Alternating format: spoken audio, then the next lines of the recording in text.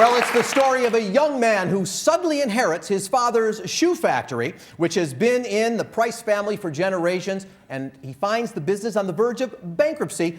Can he save it? Well, fortunately, he discovers that men who perform as women need some real sturdy stilettos.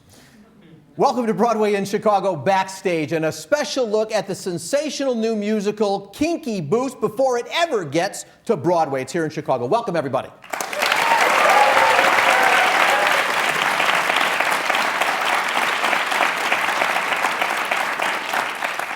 With music by Grammy Award-winning pop icon Cyndi Lauper, who we will hear from a bit later in the show, Kinky Boots has made its world premiere right here in Chicago at the Bank of America Theater. I'll always call it the Schubert. And we are lucky enough to have some members of the amazing creative team and cast with us here today. Without further ado, I want to introduce you to my special guests. All right, starting off with the stars of the show. You have seen him on Broadway in American Idiot, and in Journey's End, where he received a Tony nomination and the Theater World Award. In films, he starred in one of my favorites, Die, Mommy, Die, Flags of Our Fathers, Pretty Persuasion, Shall We Dance? Welcome the great actor, Stark Sands.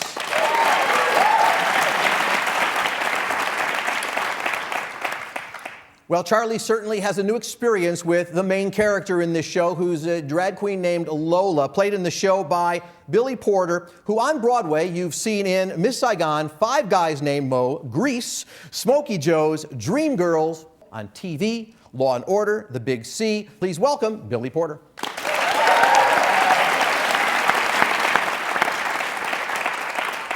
And then we enter into the world of sort of Broadway legendom as we meet our next couple of guests. First, the director and choreographer of Kinky Boots. He is also very well noted for being the director of Legally Blonde, which won the Olivier Award, received Tony and Drama Desk nominations. Choreography, he won the Tony Award, shared with Harvey, by the way, for La Cage aux Folles, the 2005 revival, for The Full Monty, Hairspray, Never Gonna Dance, Love Never Dies, the Andrew Lloyd Webber Show, Dirty Rotten Scoundrels, Catch Me If You Can, and he's performed on Broadway, The Will Rogers Follies, Brigadoon, Chorus Line, I think that was early on in the career.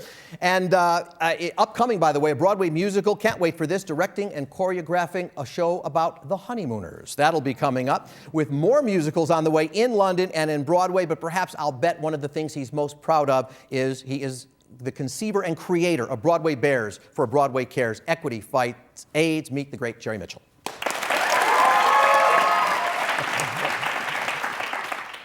My next guest just gets you at hello. Yeah. It is, when you use the word legend, it's real when you talk about this playwright and actor. He's been writing since 1973. He's the author of the current hit on Broadway called Newsies. He is the author as well of Torch Song Trilogy, which won the Tony, the Drama Desk, and Obie Awards. He starred, of course, on Broadway in that and in the film with Matthew Broderick. Love him, Matthew Broderick. He wrote the book for La Cage aux Folles, which won the Tony and Drama Desk Awards, Safe Sex, Legs Diamond. There's plenty more. As an actor, he originated the role of Edna on Broadway in Hairspray, Fiddler on the Roof as Tedya, fabulous. La Cage aux Folles, Torch Song Trilogy as well. In the movies, what a great role in Mrs. Doubtfire and Independence Day. And on TV, How I Met Your Mother, American Family, Cheers. You've heard him in The Simpsons. He's been on Nurse Jackie. He's actually worked with, this, I was intrigued by this, Andy Warhol, Woody Allen, a true living legend, Harvey Fierstein.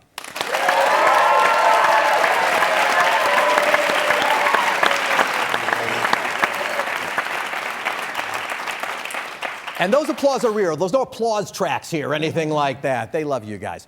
By the way, a special welcome to the students from the Chicago College of Performing Arts at Roosevelt University with their professors, Louis Perez and Ray Fruin. Welcome to all of you guys.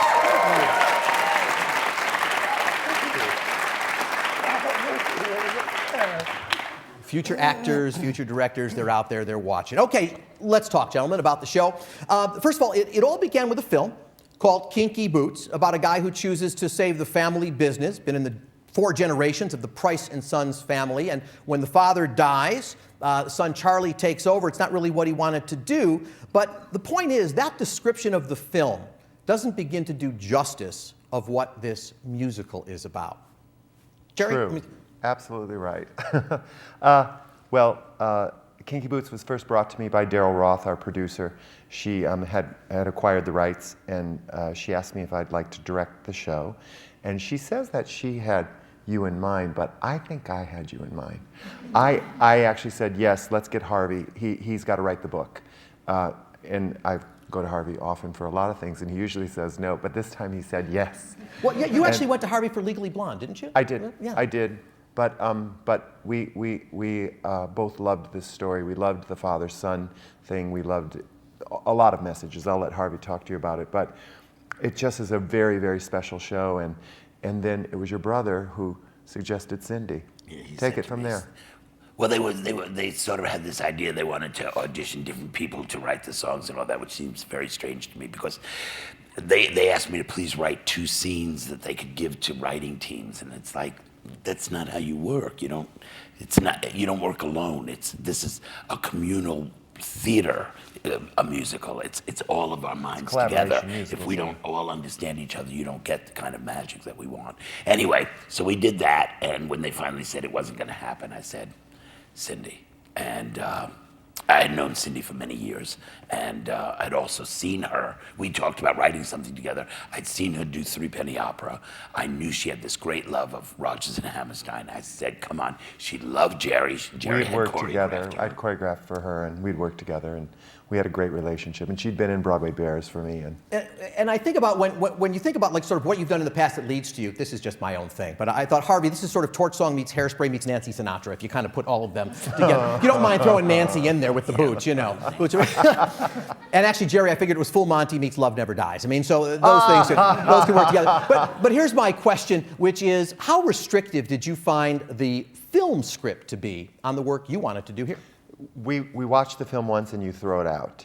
The stage is different than a film. You can't do what's in a film on stage, and often when it's a close-up, it usually is the first clue that it should be a song, because it's an emotional moment on film that can't be repeated on stage, and usually those most emotional moments end up turning into songs or monologues where the character's telling you something about how they're feeling or what they want. It's pretty easy, really. Billy, let me come to you. From what I read, and in talking to Cindy, apparently Harvey felt he was Lola, Jerry felt he was Lola, Cindy decided she was Lola, but you are Lola. And so that sort of puts a high level of expectation on you, knowing that everybody involved really is relating to this character. So talk to me about this very strong, opinionated character on the outside, but what is Lola like on the inside as well? I feel like Lola is an outsider, and she has found the courage to live inside of her own truth very early on, no matter what anybody thinks. And you know, that's really, really difficult to do when everything around you says that you should be something different. You know, and to have the courage to say, well, actually, I'm this, and I'm just gonna live like that, is really powerful to me. And so I feel very attracted to her because that's how I've tried to live my life. So that's pretty much the gist of it, and that's why I feel like I'm very close to Lola. You know, as an African-American, gay, Christian man in this world, you know, it takes a lot of courage to say, this is what it is, and you can take me or leave me. So.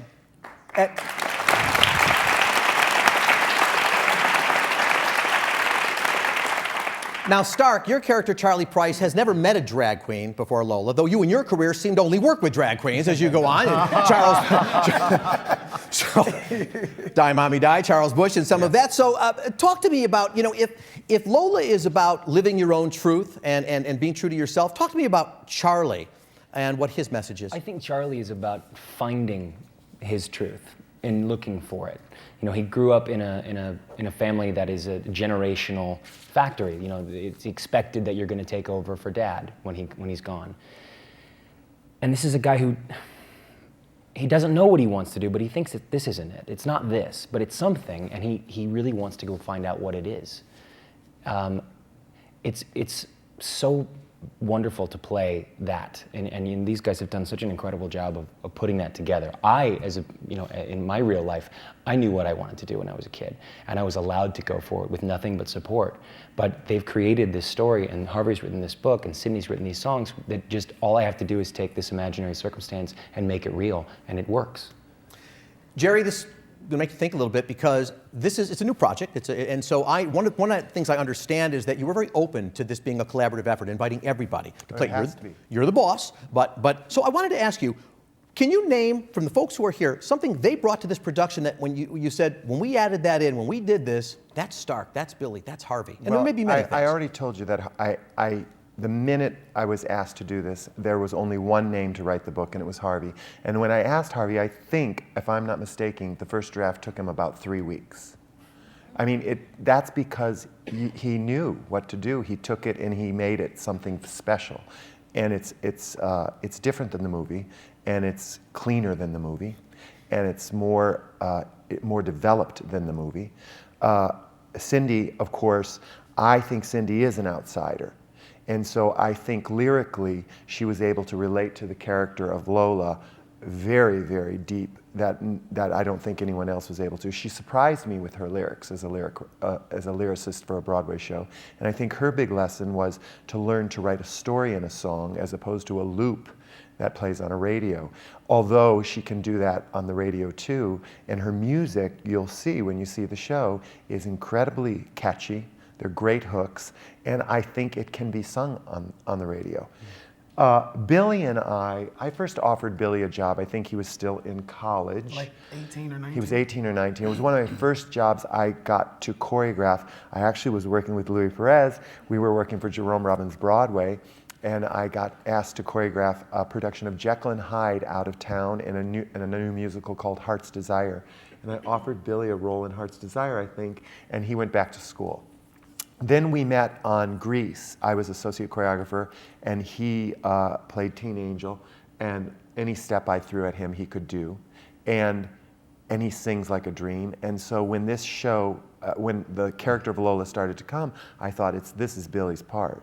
And Stark, I had seen in American Idiot, and I watched that show and fell in love with him on stage immediately.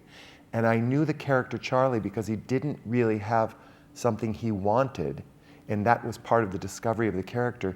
You needed that immediate likability in the character. And I wanted him, and we did several readings, and I kept wanting him. We tried to get him, and it never worked out. And then finally he came in and sang all 4 songs, read all 4 scenes, and we said, yeah, there it is.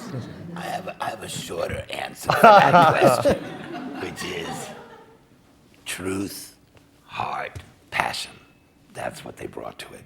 These two, when they take the stage, when they took those characters, it's like they're fighting for their lives to tell this story. You can't fake that. When actors really want to play a role and they're dying to get out there, when they're not on stage, when they're just waiting to go out, they're dying to tell that story, and the audience feels that. And that's what they bring. And this one just has such knowledge of how to build numbers, how to tell scenes. His instincts are incredible. And it's just a joy to go to work with people like this. And then there's my daughter, Cindy, which is another whole story. There's a reason she calls me Mommy Dearest. Okay.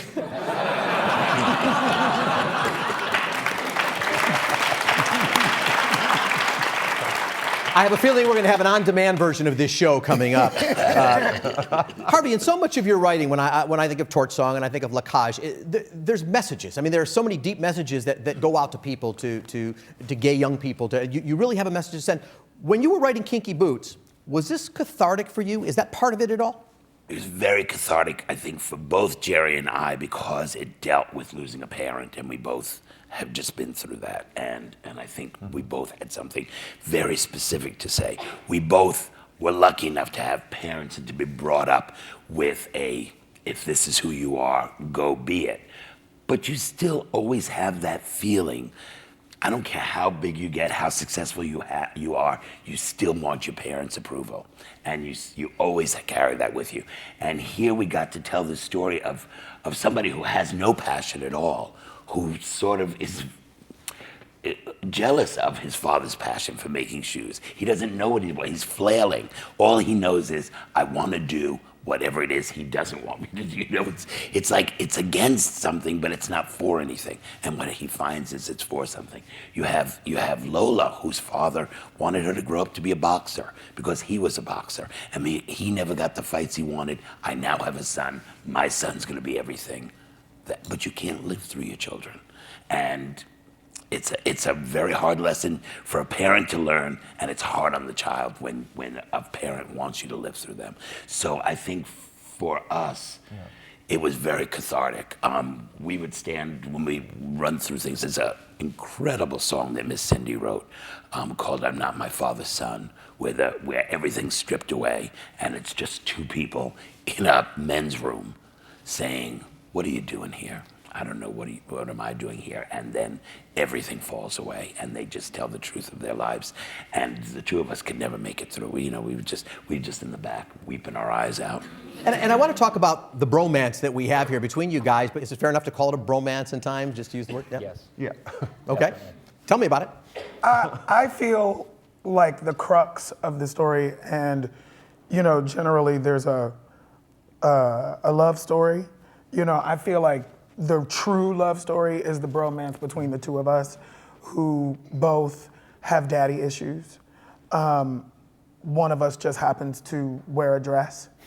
And, we discover things about ourselves through the other person's journey. And it's just lovely. It's really a beautiful thing to be able to experience night after night. It's an actor's dream to be able to play a story like this.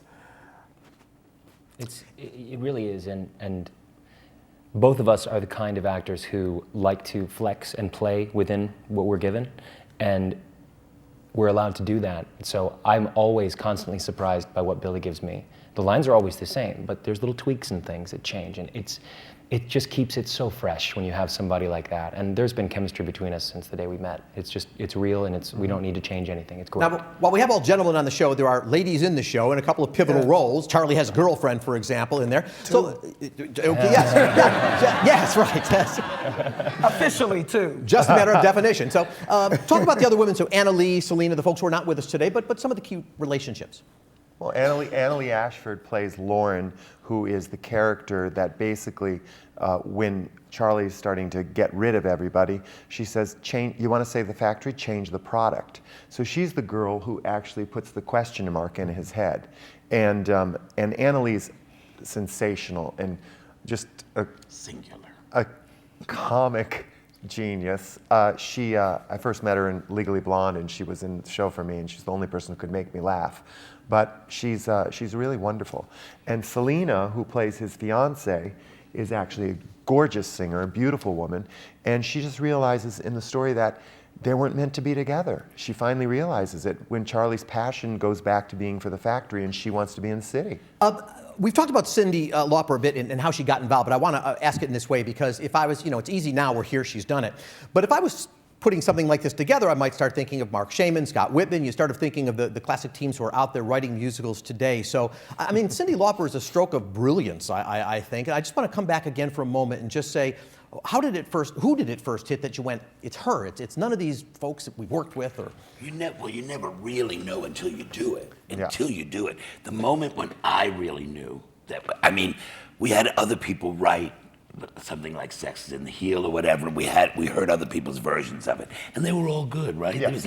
But when I said to her, one of the most difficult songs, not emotionally, but just what do you do? I said, I need a female voice here. As you say, this is a very male show. And I said, here's the situation. We've got a girl working in the factory. She's known Charlie all her life. It's not so much in the movie, it's more in what we do, that all of a sudden she looks at him and says, I thought he was a stupid, spoiled twit, but there's a person here. Uh-oh, I have a crush on him. You can have a crush on him because he's the boss's son. And I said, so we need a sort of song there. And I really didn't think she could do anything with that. I just figured I'll have to come up with another idea sooner or later. And the next week she calls me up and she sings for me History of Wrong Guys, which is just brilliant. Because I said to her, maybe kind of Lulu, maybe kind of Dusty Springfield. I mean, where do you hear this number? It's brilliant. And then you know she can do anything. Well, as I said, it was a stroke of brilliance, I think, to go to her.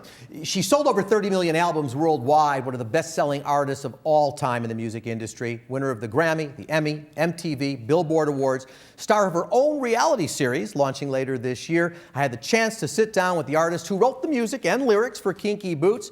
Here is my interview with the great and now best-selling author, Cyndi Lauper.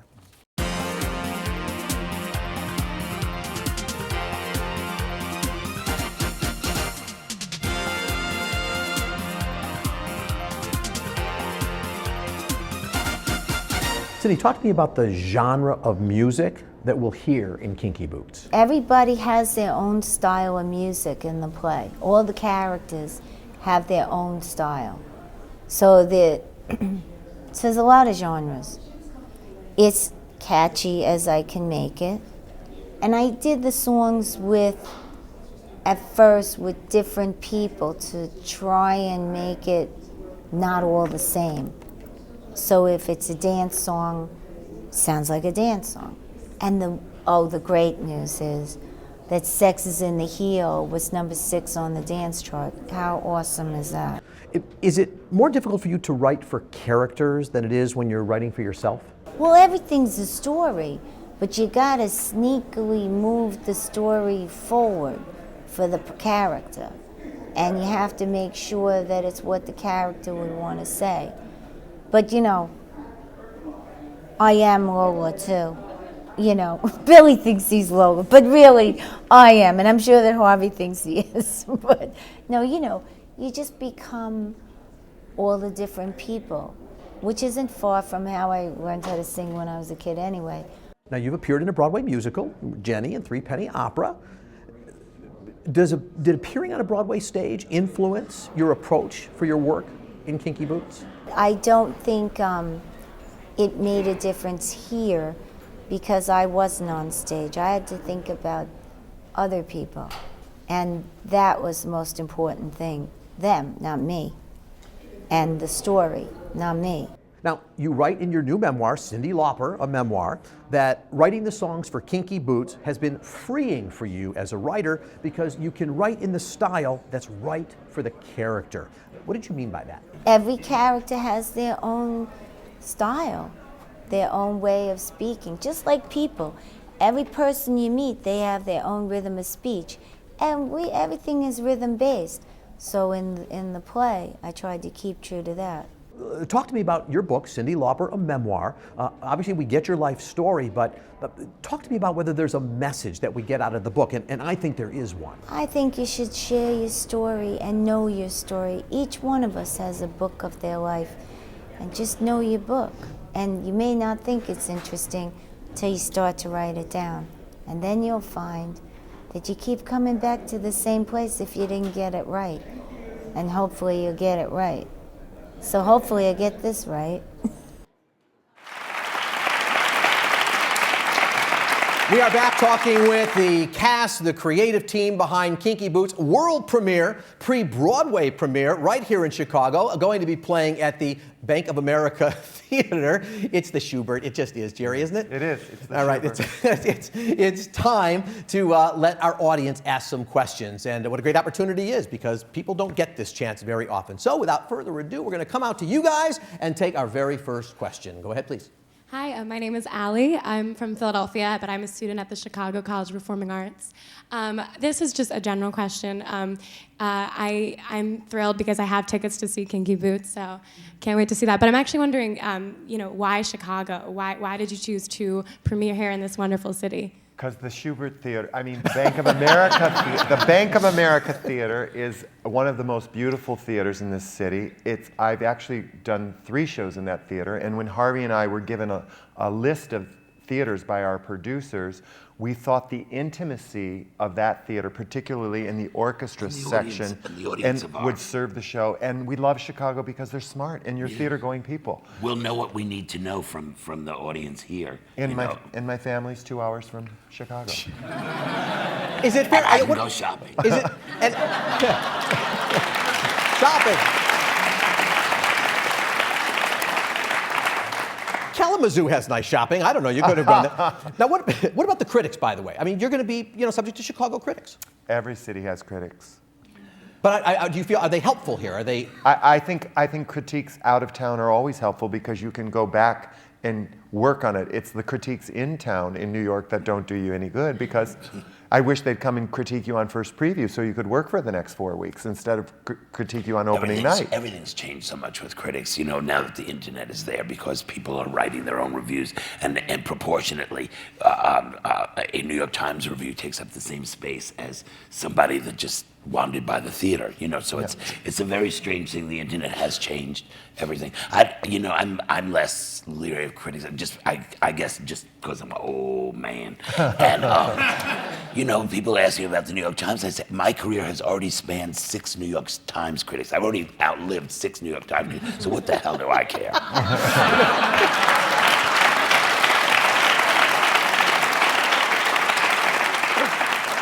And may you outlive many more. Thank you. Another question. My name is Shannon. I'm a student at Chicago College of Performing Arts, but I'm from Denver, Colorado. This question is for Harvey Fierstein.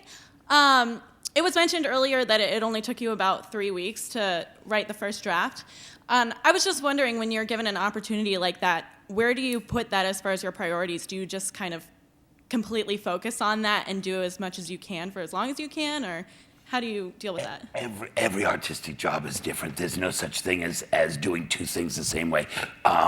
It did go very quickly, that first draft, because I was there. But I was performing in a show that I wrote called Catered Affair at that time, and I actually wrote Newsies and Kinky Boots at the same time, so it was switching back and forth, and it was a nice break from all that Disney happiness. It was like, now adult time, now children time, now adult time, now children time. And you need the balance. You need the balance. All right, next question. Hi, my name is Robert Moss. I'm a freshman at Columbia College, Chicago, and I'm from Detroit, Michigan. Before I just want to say that you guys are awesome. It's so inspiring sitting and watch you guys, especially Billy. You're like one of my idols, too. But anyway, my question was for Harvey and Jerry. What elements did you think that weren't in the movie that you needed to bring to the musical so that audiences may, receive it? You know what I'm saying? Music. An incredible score. An incredible score, and a great story and a great book. I go to see musicals because I want to leave the theater singing the songs. And, that's why I grew up loving musicals and why I love to do musicals. But I also go because when the story is great, I'm invested in the people. And so that was really... Theater, movies are about story. Theater is about ideas. Like in the movie, Stark's fiance cheats on him. That's how it gets broken up. And I said, that's not normal behavior.